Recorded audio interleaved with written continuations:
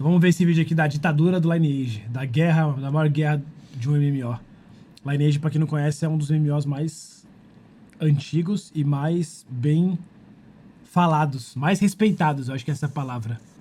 Por mais que eu não tenha jogado, eu tenho essa consciência de que, tipo, junto com World of Warcraft e alguns outros jogos aí, Lineage foram jogos que meio que fizeram a infância de muita gente, assim. Inclusive, o dono do Ashes of Creation, que é o próximo MMO que vai lançar, o dono chamado Steven, ele fez inspirado no Lineage 2. Ele era um fanzaço de Lineage 2.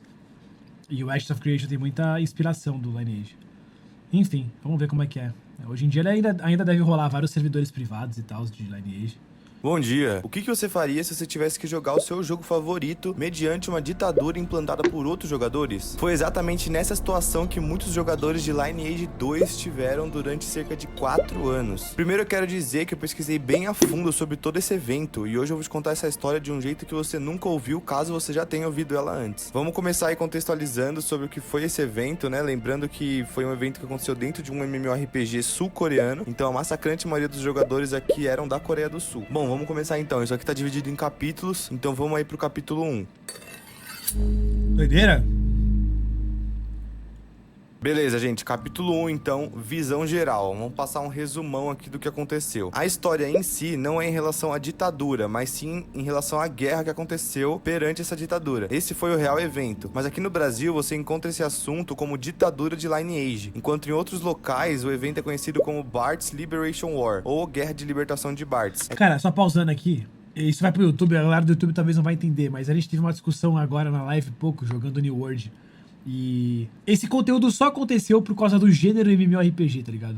Em nenhum outro lugar ia acontecer. Eu nem sei o que aconteceu, mas eu só sei que aconteceu por causa disso já, sem nem ver o vídeo, tá ligado? É só pelo fato de, tipo assim, você ter um monte de gente jogando no mesmo lugar. Isso é muito foda, né? Muito foda mesmo.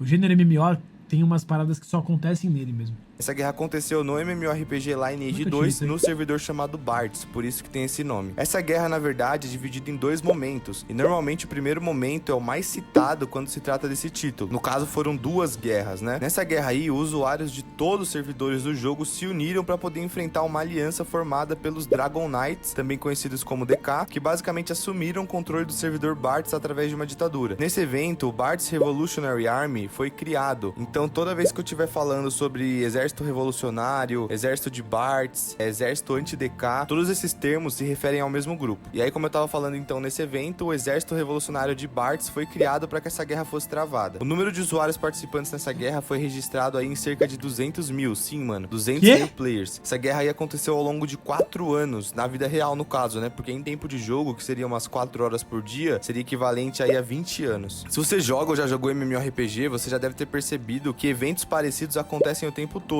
Mas nesse caso aqui ocorreu em uma escala rara, por isso que ele é tão conhecido. Por ser um evento raro, acabou atraindo a atenção de muitas pessoas. E ele acabou virando até um exemplo representativo aí que reflete a natureza social nos jogos online, por exemplo. Na Coreia, chegou até a ser publicado um artigo de análise sobre esse caso. Cara, dá pra falar que é algo que se compara à Revolução Francesa, né? Só que de um jogo online, em uma escala obviamente bem menor. Enfim, que é aquela história toda do governo totalitário, o pessoal se revoltando, que vai ser referente à Primeira Guerra. Também tem a segunda desilusão, que foi uma questão sobre conflitos de interesses, conflitos internos, corrupção das forças que lideraram depois da Revolução, no caso, né? E aí acabaram regressando pro antigo sistema, que vai ser o caso da Segunda Guerra. Cara, tem muita coisa que o MMO ensina, né, velho? Que, tipo assim, provavelmente você vai demorar pra aprender se você não passou por um MMO na vida real. Coisas sociais. O MMO é um experimento social, velho. O jogo online é um experimento social. Mas mais ainda MMO, porque você tem todo o sistema de mercado no jogo e de evolução, tá ligado? Tem muita coisa que se aprende no jogo que você consegue levar pra vida, né? Se você tiver com um olhar mais amplo. Desde as frustrações de confiar em alguém e ser hackeado, até as coisas boas de você ir evoluindo e melhorando e, sei lá, velho, aprender a guardar o seu dinheiro, aprender a investir o seu dinheiro num negócio melhor, a não sair comprando algo por impulso e depois você perceber que tomou scam. Aquele item que você achava que era muito bom era uma merda. O tempo que você levou pra fazer tal coisa, no final você percebia que nem era aquilo que você queria na sua vida. Tanta coisa que você aprende no jogo online, né? Que às vezes a escola não ensina, né? A própria escola não ensina, às vezes. É muito doido isso. Enfim. Mais um mesinho Yordão.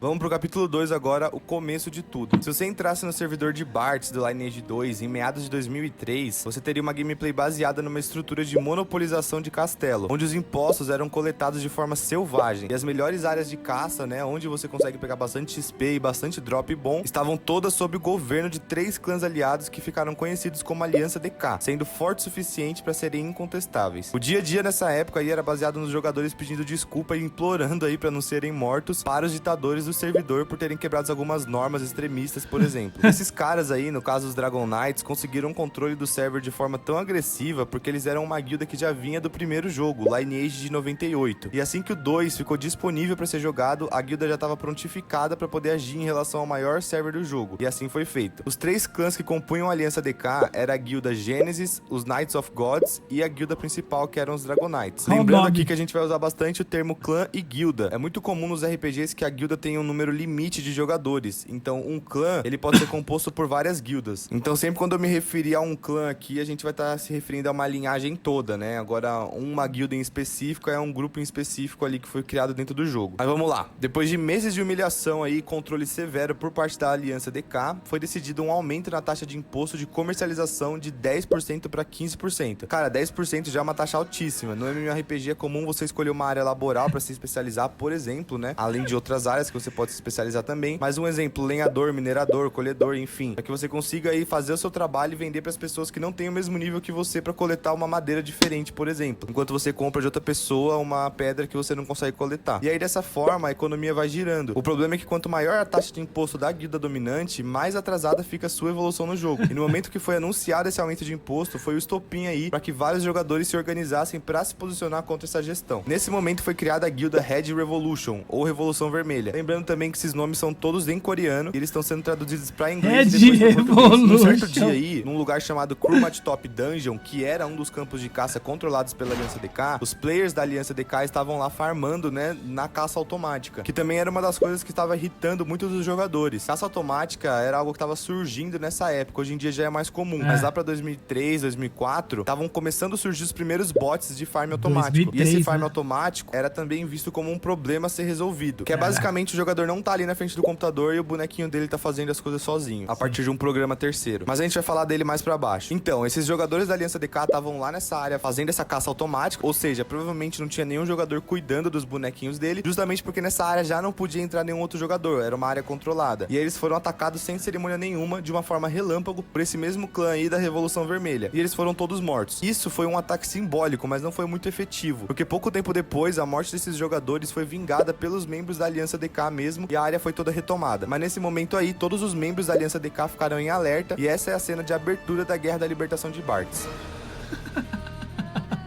O bagulho virou um filme do Senhor dos Anéis, mano. A vingança dos que não foram. Ai, ai.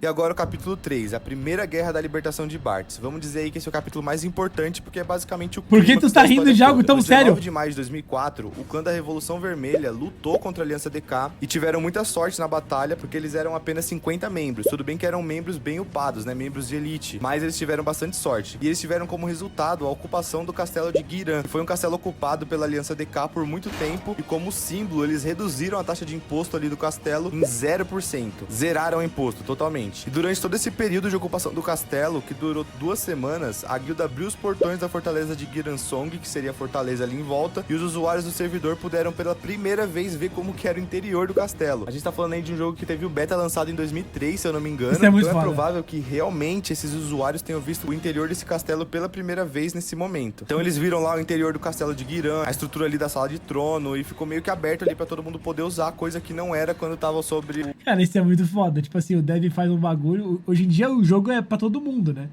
Mas você dá esse poder, essa liberdade pra alguém, tipo assim, só dominar o local e falar, mano, só vai entrar quem eu quero aqui. Isso é muito doido, né? É muito doido. Quanto mais liberdade você dá pra player, eu acho que mais conteúdo vai rolando, assim, durante esses jogos, tá ligado? Hoje em dia, nos MMOs, tipo assim, quem tem controle de tudo o tempo inteiro é os dev. Tipo, são poucos jogos que hoje em dia lançam que, tipo assim, dão algum conteúdo pro player escolher o que ele vai fazer e ele vai criar o conteúdo em cima disso, tá ligado? Mas enfim, eu sinto falta dessas coisas. o poder da Aliança DK. E aí, dessa forma, essa guilda revolucionária conseguiu acender uma chama esperançosa aí em cada um dos jogadores, abaixando a taxa para 0% e deixando o pessoal entrar ali para ver como o castelo era legal. Mas como eu disse, durou 2 semanas, porque a Aliança DK logo tomou o castelo de volta, mas foi numa batalha que fez com que vários jogadores de clãs bem pequenos se registrassem. E mesmo perdendo o domínio do castelo, isso estimulou um sentimento público de muitos jogadores no geral que estavam insatisfeitos com a situação no servidor de Bartz. Como resultado, vários clãs que se mantinham em neutralidade até então foram eventualmente se posicionando a favor da revolução contra a Aliança DK, formando progressivamente o exército revolucionário anti-DK de Bartz. À medida que a coligação anti-DK foi crescendo, foram realizados aí diversos ataques e pequenas batalhas com o principal intuito de acabar com a ditadura da Aliança DK. Mas por mais que tenham sido bem incômodos e irrelevantes, não foi o suficiente. A coligação anti-DK ainda era muito fraca para poder vencer a Aliança. E foi nesse momento que um apelo foi publicado por um dos jogadores no quadro de avisos do Lineage 2. Uma declaração histórica que foi muito marcante para esse evento. Foi feita aí pelo rei Gyeongdangi, que era um membro dos Naibokdan, que eu vou explicar já já, no dia 16 de junho de 2004. Gyeongdangi, membro dos Naibokdan. Até medo de pronunciar isso aqui e ser banido, mano. O que ele falou? Vamos ver. Esse aqui é o apelo, desse jeitinho que tá escrito aqui. Nesta guerra no servidor Bartz, a Aliança Bartz será derrotada se não aproveitarmos o poder dos usuários regulares. Se dezenas de personagens de nível 1 se reunirem e atacarem a Aliança DK, isso causará grandes danos não apenas físicos, mas também psicológicos. Nesta guerra, não apenas o servidor Bartz, mas todos os servidores estão prestando atenção ao resultado. Em particular, muitos usuários de servidores amaldiçoados que são oprimidos por um grande clã estão observando. Devemos dar-lhes esperança. Você tem que dar-lhes confiança. Nunca devemos permitir tal tirania em nenhum servidor novamente. Neste exato momento vou criar um personagem no servidor Bartz e entrar no Naeboda. Não consigo controlar o sangue fervendo em meu peito. E um dia, contarei com segurança às pessoas. Eu estive lá como membro do Naeboda durante a enorme guerra de libertação do servidor Bartz. Essa publicação... Se esse cara não leu o livro Arte da Guerra e mais alguns outros livros asiáticos lá da Coreia lá pra ela escrever isso aí, meu mano, o cara deve ter estudado, mano, vários livros, mano. A revolução dos Coreia no Lineage, mano. Tá louco.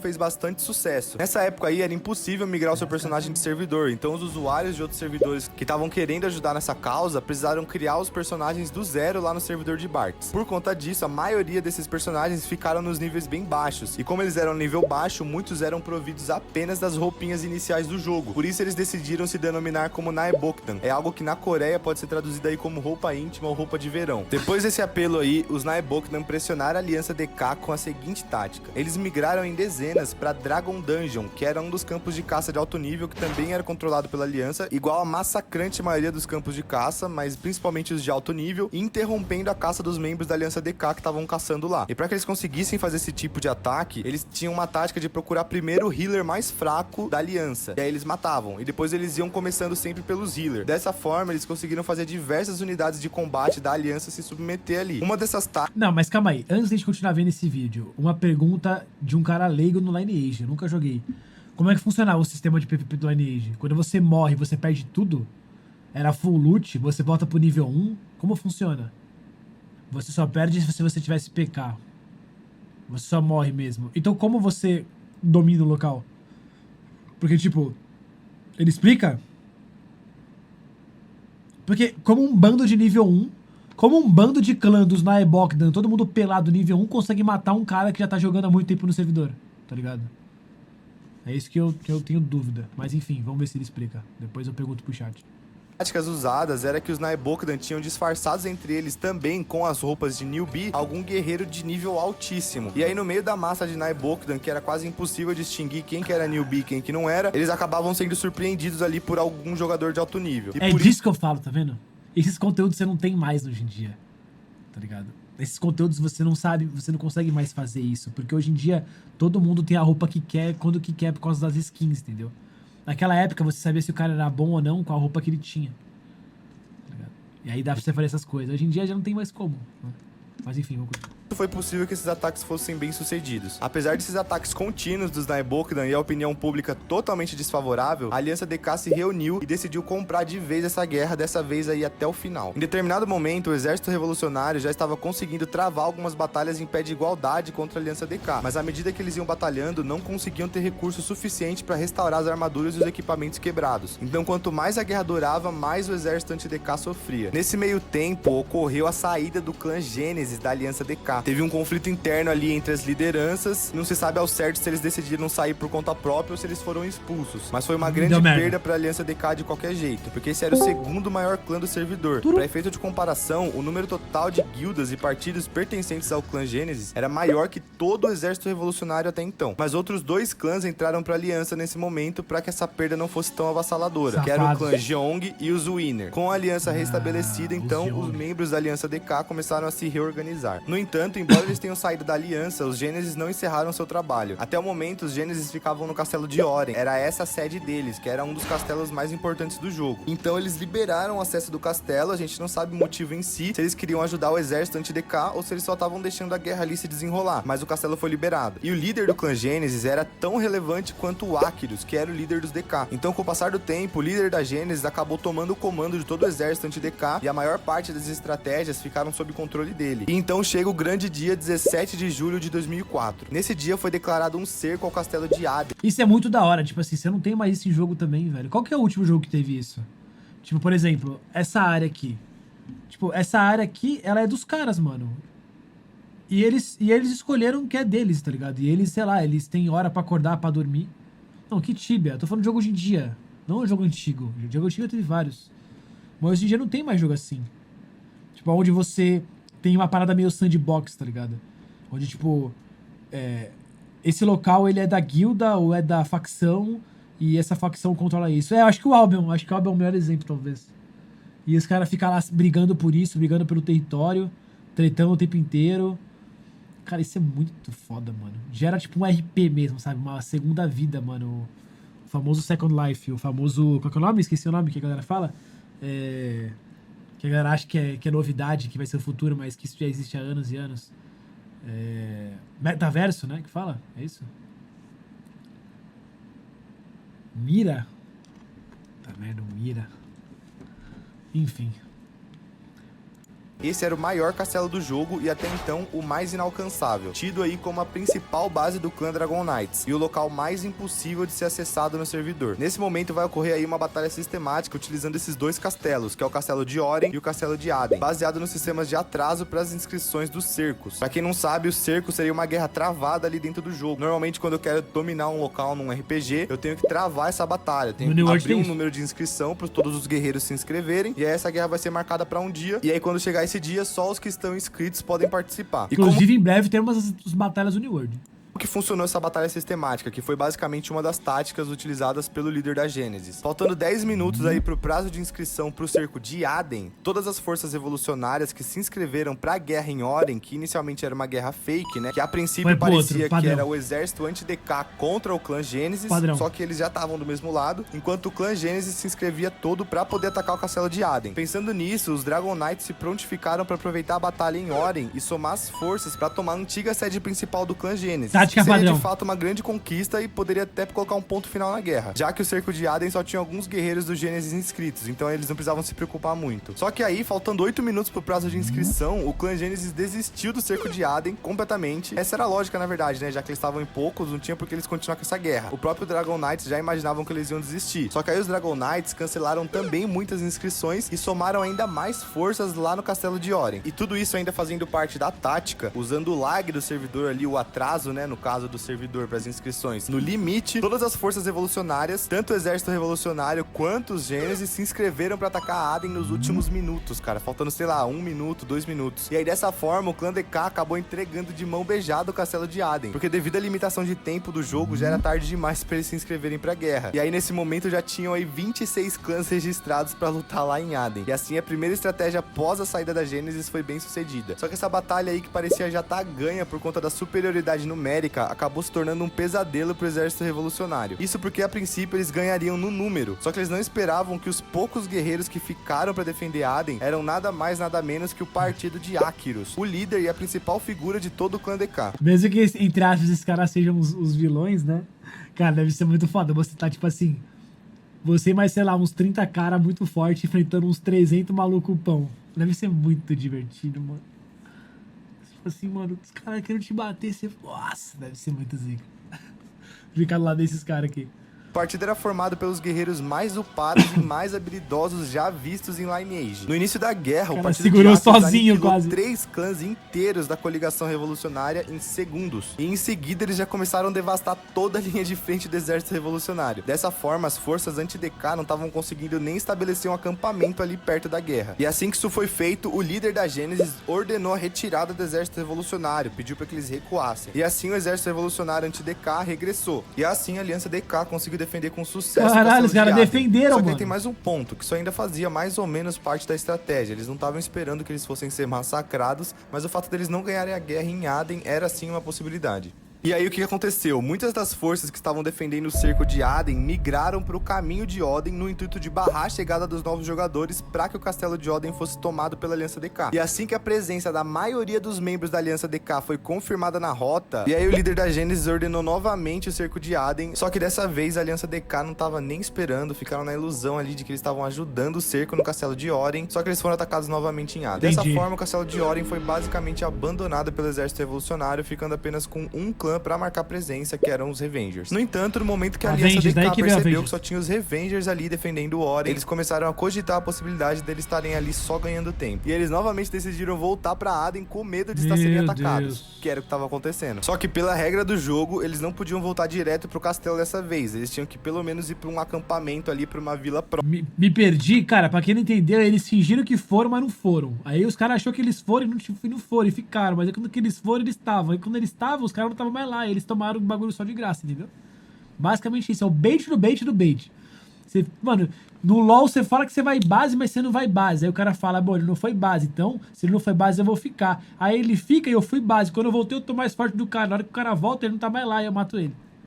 Esse castelo da vila era uma rota, e essa rota já estava toda preparada, com membros de guildas pequenas e alguns membros do exército revolucionários que são de nível baixo, que eram jogadores basicamente inúteis em guerras de cerco, porque eles eram muito fracos. Só que eles foram treinados só para resistir ao longo da entrada do castelo. E nesse momento ocorreu também um ato marcante, que foi a formação de barricadas na frente do castelo, com cadáveres de jogadores que foram mortos em batalha, para poder impedir de forma desesperada como fazer isso no passagem jogo? do membro das alianças DK que tava... Cara, o jogo já era muito bom, mano. Que isso?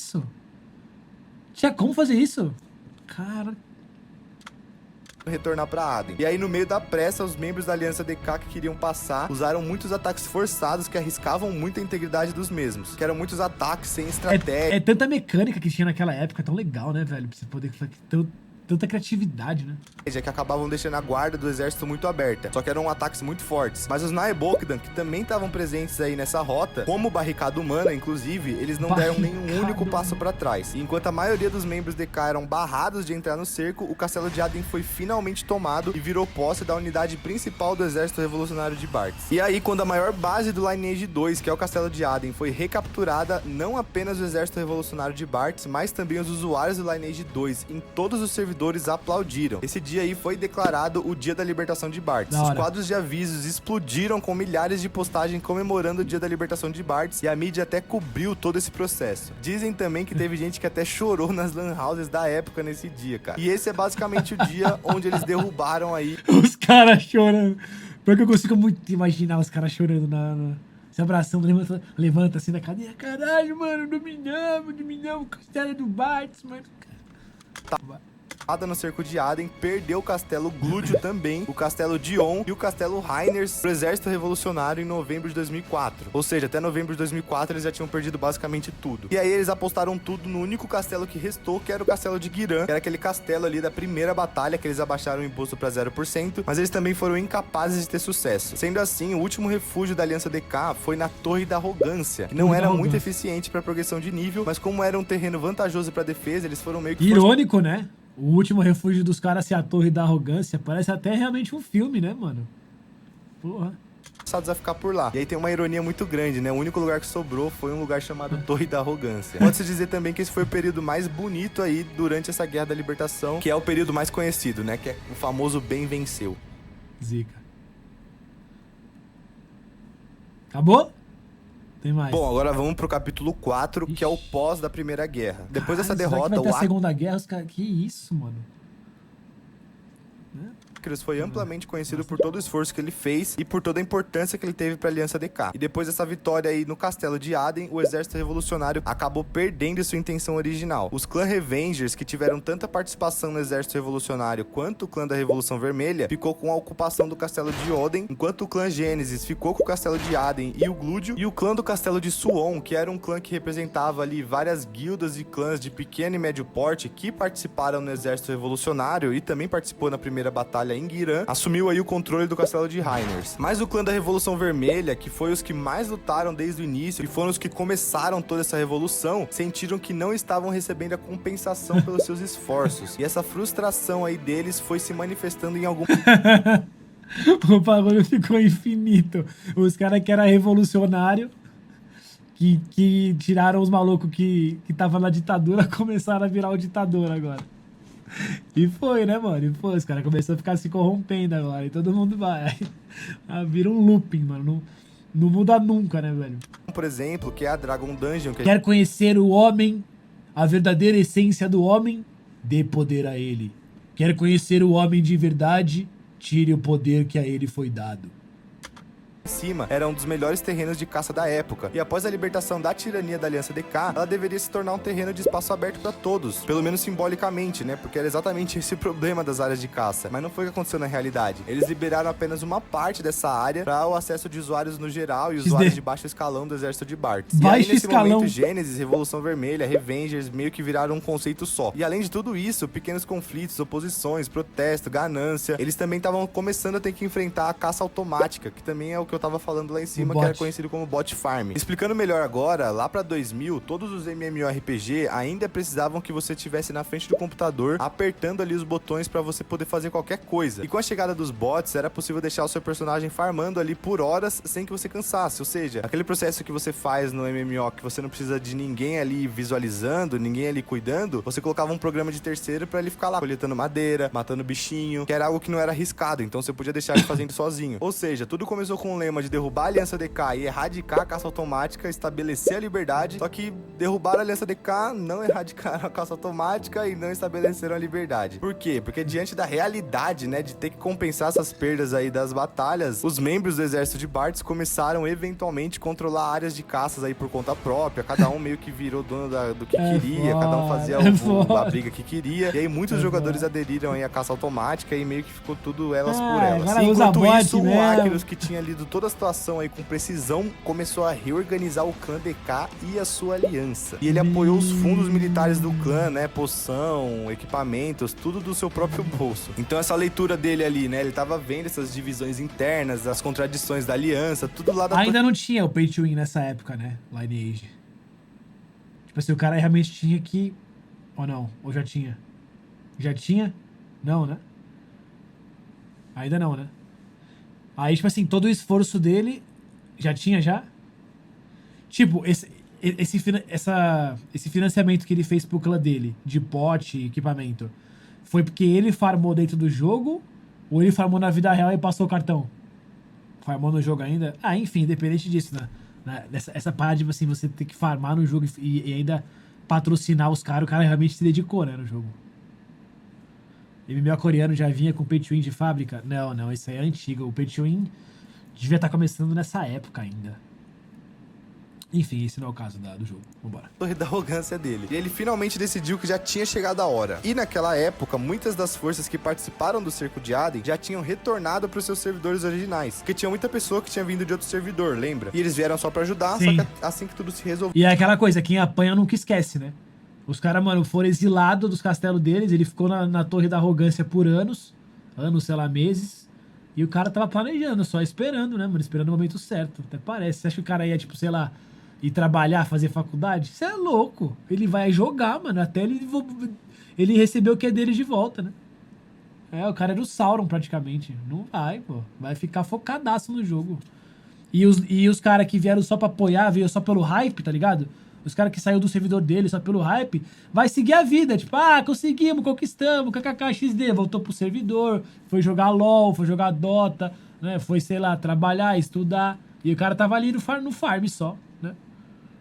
voltaram lá pra cada um pro seu servidor pra jogar o seu joguinho. E aí o Acrius finalmente ordenou que a Aliança DK, que tava escondida aí na Torre da Arrogância por muito tempo, avançasse. E aí, enquanto isso, dentro da coligação anti-DK, só tava rolando insatisfação e conflito. E o clã da Revolução Vermelha e os Revengers brigaram. Eles se colidiram aí frontalmente numa batalha do Castelo de Dion, onde a Revolução Vermelha atacou os Revengers e tomou o castelo, criando aí uma divisão, né, uma briga irreparável na antiga coligação. E como resultado dessa divisão, tanto o Gênesis como os Revengers e o exército de Bartz no geral perderam todos os seus castelos e foram derrotados pela Aliança DK novamente. Depois dessa divisão, no caso, o clã da Revolução Vermelha desperdiçou todo o seu poder bélico em pequenas guerras locais, e depois da rendição do exército revolucionário, o clã da Revolução Vermelha virou as costas pra todo mundo e foi cuidar da sua vida aí depois de sofrer uma série de derrotas. E depois de um monte de investida aniquiladora, a Aliança DK tinha se restabelecido novamente. E aí no dia 27 de janeiro de 2005, o Acrius declarou uma ordem de extermínio para massacrar todo e qualquer jogador que se unisse ao exército revolucionário por tempo indeterminado. Naquela época, o número de jogadores mortos pela Aliança DK chegava a ser 700 por dia. E agora já não tinha mais nenhuma entidade que conseguia se opor à Aliança DK. Os jogadores no geral e os clãs mais pequenos sofreram umas derrotas aí, cara, miseráveis. E aí eles ficaram todos passivos da gestão da Aliança DK. Quem é da aliança aí dos revolucionários tá Hunted e não caça mais aqui no Lineage. E acabaram se concentrando em sobreviver e se dispersar aí, ao invés de se unir e resistir igual antes. Dessa forma, todo mundo que restou do exército revolucionário continuou sendo massacrado e sofrendo umas derrotas bem tristes. E com isso aí, a primeira guerra da libertação de Bartz, que teve um ótimo começo, acabou aí com um final bem amargo. Se tiver algum diretor de filme mesmo, ele realmente pode pegar e fazer um filme disso. E ganhar dinheiro. E aí agora vamos pro quinto capítulo, que é a Segunda Guerra da Libertação de Bartz. Essa aqui vai ocorrer em 2007, no caso... os caras ainda vai ter o comeback do comeback, é isso? Eles conseguiram, dominaram tudo, aí eles fizeram a mesma coisa que os caras, aí tomaram o comeback, agora tem o comeback do comeback. É infinito, né? Desfrutando aí do status de clã exclusivo, mas devido a alguns conflitos aí dentro do clã, tanto o Acrius quanto outros jogadores acabaram parando de jogar, e assim foi dissolvido o próprio DK em 2006. Dessa forma, os que restaram dos DK se reorganizaram numa aliança que se chamava Six Bloods. No entanto, a força deles continuou sempre enfraquecendo à medida que... os caras teve que trabalhar, ir pra faculdade. O que restou ou era streamer, ou era youtuber, não tinha, né, naquela época. Vagabundo, herdeiro, né? Bora. Entrava em guerra com a Aliança de Bartz, que agora era anti-Six Bloods no caso, né? Era anti-DK, agora era anti-Six. E aí depois disso, os próprios Six Bloods continuavam com essa cultura aí de controlar campos de caça, e com isso eles acabavam pressionando algumas alianças neutras. E assim essas alianças neutras formaram o Regimento Neutro. E eles compraram essas guerras aí contra os Six Bloods, resultando na Segunda Guerra de Bartz. A aliança dos Six Bloods era bem mais forte em termos de poder de combate e ocupou todos os castelos durante 3 anos, que é desde 2005 lá, né, até agora. Mas a aliança de Bartz e o Regimento Neutro juntos eram 3 vezes maior em número, e também tinha os Naibokdan, que era o mesmo grupo ali presente na Primeira Guerra, e estavam sempre dispostos a somar se fosse preciso. E assim, eventualmente, a aliança dos Six Bloods vai entrando em colapso devido ao cansaço e os conflitos internos aí causados pelas guerras em curso. Quem joga RPG sabe como é cansativo às vezes ter que parar seu PvE ali pra poder entrar no PvP. E assim, com nem tanto esforço, o Regimento Neutro conseguiu tirar essa tirania aí folgada dos Six Bloods, né? Só que aí, com o tempo, o próprio Regimento Neutro também acabou meio que sendo dissolvido. E agora vamos pro capítulo 6, que é o pós da Segunda Guerra. Com esse final da Segunda Guerra, parecia que finalmente o servidor de Bartz estava em paz. No entanto, em 2009, uma guerra eclodiu aí quando o clã da Revolução Vermelha, que se estabeleceu como um dos maiores clãs do servidor, declarou controle novamente dos campos de caça. Isso é bem irônico, né, cara? Porque foram eles que começaram todo esse movimento, né? Foram anti-DK, anti-Six, além de terem participado tanto da Primeira e da Segunda Guerra de Libertação e terem feito aquele ato simbólico de abaixar o imposto poder, pra né, 0% lá em maio de 2004. Poder. Mas aí em 2010, vários clãs que foram afiliados aí aos DK depois de ter perdido um monte de castelo aí pra Revolução Vermelha, acabaram se mudando pra outro servidor. E ficou por isso mesmo. Essas guerras de cerco aí, tanto grande quanto pequena, ainda ocorrem no servidor de Bartz até hoje. Mas ao contrário da Guerra da Libertação de Bartz, essas guerras aí não são muito diferentes das guerras que ocorrem aí normalmente nos jogos de MMORPG online. Sendo assim, o período pós a Segunda Guerra não é bem descrito de forma precisa em nenhum momento. E aí depois de toda essa luta aí, desde 2004 até 2010, finalmente o servidor de de Bartz virou um servidor normal agora, sem tirania nenhuma, sem revolução, sem nada. Agora é um servidor normal. Pode até ser considerado que foi um final feliz. O imposto não tá nem em 0, mas também não tem ninguém brigando por recompensa, mas o imposto também não tá em 10, 15%, né? Tá um jogo normal agora. No entanto, a razão pela qual a Guerra da Libertação de Bartz é falada até hoje não é porque ela simplesmente teve um final feliz, mas porque foi verdadeiramente humano essa manifestação aí, né? Uma disputa tão feroz por liberdade, por espólios, né? Mas enfim, 10 anos depois de tudo isso, né? Em 20 de maio de 2014, a NC Soft, que é a desenvolvedora do jogo, realizou um evento relacionado à Guerra da Libertação de Bartz. E nesse evento aí foi realizada uma entrevista com o Akyros, mano, com o próprio Akyros. E de acordo com ele, ele saiu ali do Lineage depois daquele dia e acabou se concentrando aí nos seus projetos pessoais. Ele também disse que qualquer pessoa que usar o nome Akyros, né, o nickname Akyros em algum outro jogo, era alguém se passando por ele, dando a entender aí que ele não tá mais nesse meio de jogo no geral. Cara, isso é muito da hora, né? Como antigamente era incentivar essas coisas, né? O cara foi viver a vida, foi. Yoakiros, mano, eu vou botar meu nome. Yoakiros, tá? Cara, legal, daqui a pouco a gente termina de ver. É uma parada muito foda, porque, tipo... A parte mais legal, não sei vocês, mas de tudo a parte mais legal foi a primeira, na minha opinião. Essa reparada de revolução, de, tipo, ter duas comunidades brigando ali, isso dá uma dinâmica pro jogo muito diferenciada. É uma coisa que, tipo assim, não importa o jogo como ele é, tipo, a comunidade que faz a parada acontecer. Então é uma coisa que realmente tem muito valor, que hoje em dia é difícil você conseguir ter, né? A famosa Horda versus Aliança e por aí vai. É legal, é legal. E vamos pro 7º capítulo aqui e o último, que é o impacto. Essa guerra aí teve um impacto bem grande na mídia no geral, mas principalmente na Coreia do Sul. Afinal de contas, né, foi a maior guerra em escala de servidor na história do MMORPG coreano. O fato dessa guerra ter muita semelhança com as questões políticas do mundo real fez com que ela chamasse muita atenção e acabou virando um excelente exemplo de fenômenos sociais no mundo cibernético. Vale ressaltar também que essa guerra teve um impacto gigante em romances de fantasia, tanto em jogos que eram populares na época, como até em filmes e séries. Essa estrutura de narrativa, onde tem a guilda do mocinho contra a guilda do vilão, e o protagonista se junta com pessoas comuns aí pra derrubar algum tirano, pode-se dizer que é basicamente inspirada nessa história do Lineage 2. Então dá pra ver aí o tamanho do impacto que essa história causou, né? Pra você ter uma noção, enquanto eu pesquisava sobre o assunto, eu cheguei a achar um trabalho de faculdade gigante, relacionando aí quase todos os eventos dessa guerra com os acontecimentos do mundo real. Tá maluco, mano? Da hora. Bom, gente, mas é isso. Eu espero que vocês tenham gostado aí da história. Não esqueça de deixar aquele like aí pra me ajudar. Muito obrigado pela sua audiência. Falou. Tem mais coisa ou não? Esse aqui é o que? Crédito.